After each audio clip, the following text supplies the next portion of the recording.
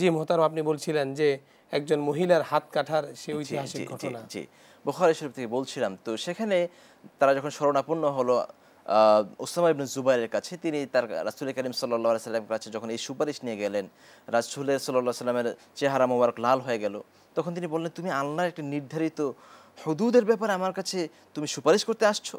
রাসূল করিম আল্লাহু সাল্লাল্লাহু আকবার। আলাইহি সাল্লাম এই কথা যখন বললেন, মানে যায়েদ ইবনে জুবাইরের মানে সাথে সাথে তিনি সারেন্ডার করলেন যে, ইয়া রাসূলুল্লাহ, আপনি আল্লাহর কাছে আমার জন্য ক্ষমা প্রার্থনা করুন। আমি এই সুপারিশ আর রিপিটলি করছি না। এবং তিনিও ছিলেন ছোট। জি, অফকোর্স তিনি ছোট ছিলেন।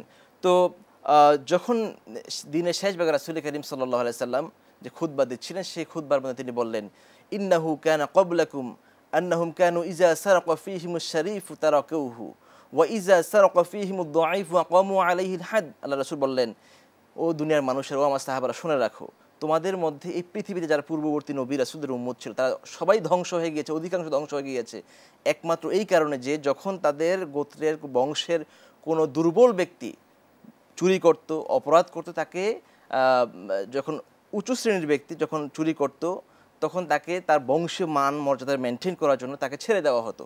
আর অন দ্য আদার হ্যান্ড, যখন কোনো দুর্বল ব্যক্তি চুরি করত, তখন তার উপরে যে হদদ, যে পানিশমেন্ট, সেটা 100% আরোপ করা হতো।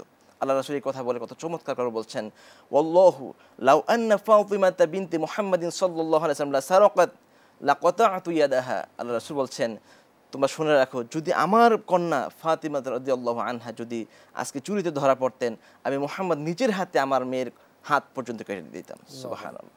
সুতরাং এই ন্যায় বিচার প্রতিষ্ঠার ব্যাপারে কোরআনের যে কঠোর নির্দেশনা, সেই কঠোর নির্দেশনা রাসূল তার জীবনের প্রত্যেকটি পরতে পরতে এভাবে বাস্তবায়ন করেছেন।